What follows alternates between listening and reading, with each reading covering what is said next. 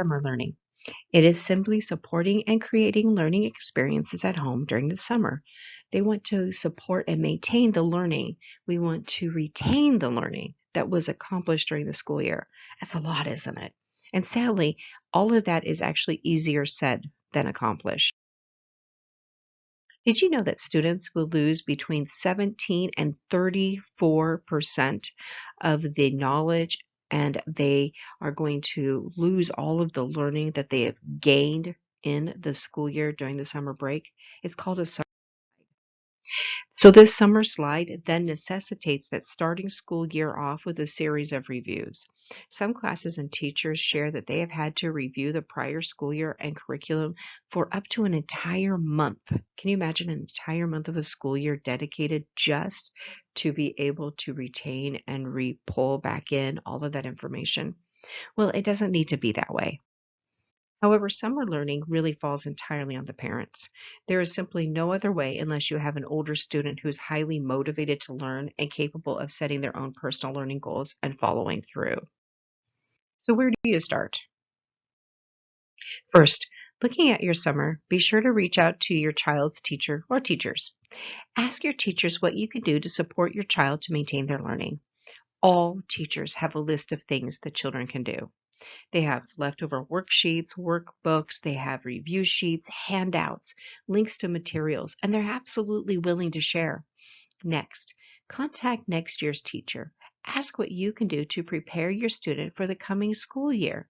This teacher will also have some ideas. Be sure to look online. What are the milestones for your child and their age? What should they know? And what are the reading recommendations?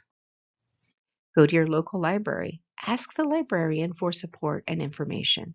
Your library will have resources for you. Try workbooks and activity books for younger children. You can find those everywhere. They're on Amazon, they're in the bookstores. You can even find them at big box stores like Costco's and Sam's. These are excellent for building and maintaining skills. Create goals for your child. Create them with your child. Be sure to involve them in that learning process and set up learning contracts and rewards. One year, our family set up a huge family reading goal. We created a pathway on a poster board that looked a lot like a candy land with ice cream cones, burgers, field trips, picnics, and more. And as they read, they colored in the squares. It was so much fun, and the end goal was a trip. It was fun to read together, but the most fun came from actually creating that silly poster board. Rewards.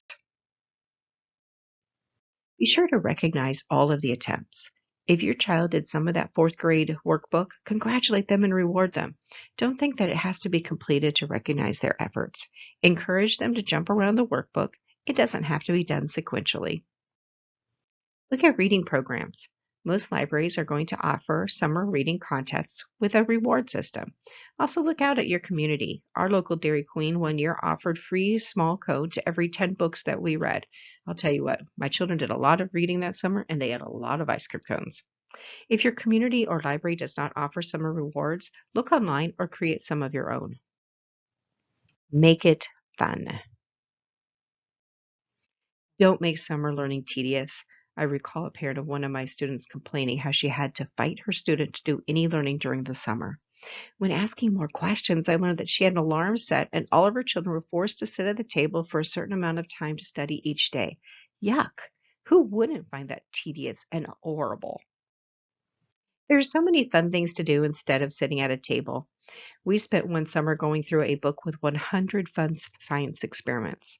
To this day, my adult children talk about some of those experiments, like adding Mentos to Diet Coke, or the neighbor teenager who wandered over and he wondered what would happen if he put two Mentos in a 2-liter Diet Coke. Well, the answer, in case you're wondering, is that it spouted in his face. He actually took a Diet Coke shower. We learned about physics, thrust, lift, and force, and we had a paper airplane contest. What about the building of rockets and shooting them off in the park? We did that one year as well. So fun.